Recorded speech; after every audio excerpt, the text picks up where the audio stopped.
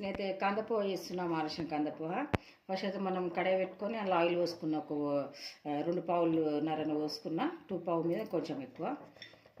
First అయితే పల్లీలు వేసేసుకుందాం. ఆవాలు వేసేసుకుందాం. సన్నగా కట్ చేసుకున్న పచ్చిమిర్చి ఒక 5-6 తీసుకోవాలి. సన్నగా కట్ చేసుకున్న ఒక పెద్ద సైజు ఆనియన్, కరివేపాకు, పసుపు. ఇప్పుడు మంచిగా కడిగి నానబెట్టుకున్న అటుకులు, దొడ్డు అటుకులు ఇవి పోహ ఇది వేసేసుకుందాం. ఒక 1 స్పూన్ సాల్ట్ చూసేసుకోవాలి.